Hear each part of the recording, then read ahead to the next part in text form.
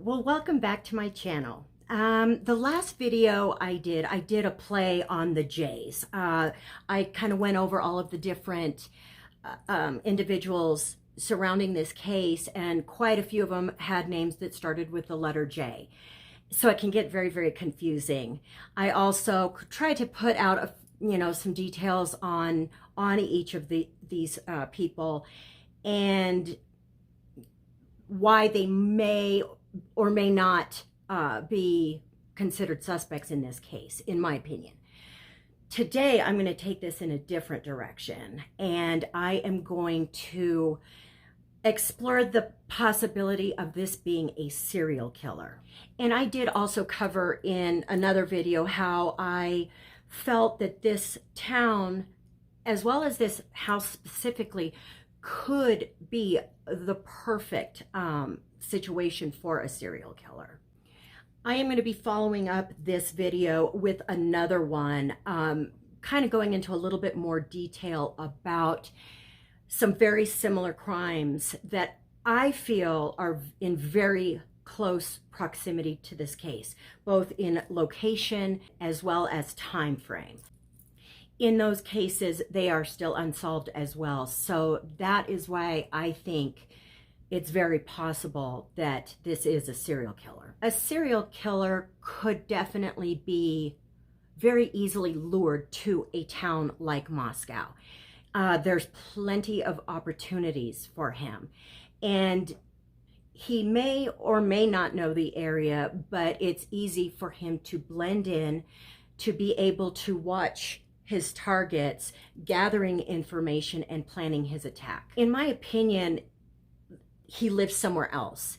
And so once he finished with the killings, he left Moscow. I know that they are trying to find out more information about that white Elantra, and they're not just limiting it to Idaho. It's now starting to spread out to other states. He could have come to this town and started trolling for targets, and at some point their paths crossed, whether there was any interaction or not.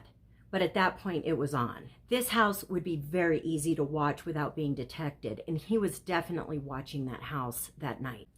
He may have waited outside, and once he saw that everybody was asleep, then he came into the house at that point, or he could have already been in the house.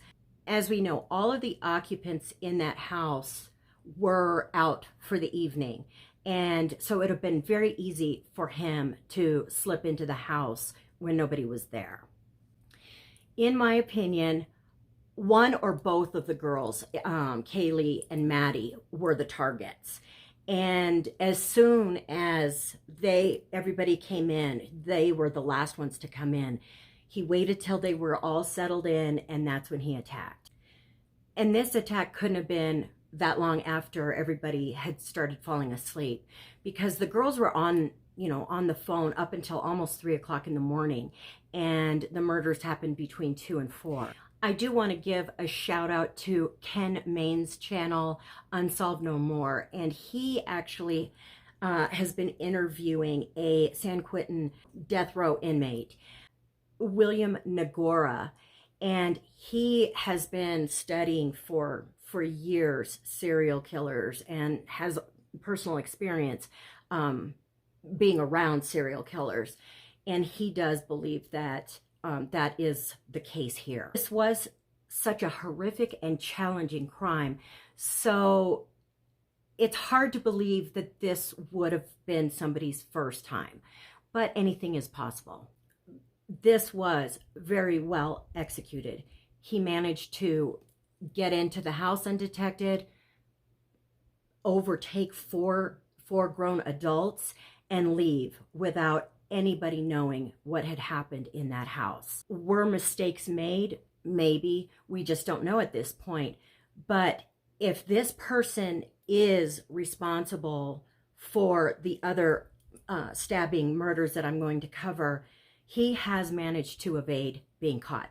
So I hope you enjoyed this video. Please like and subscribe if you did, and be safe out there, and I hope you have a great day.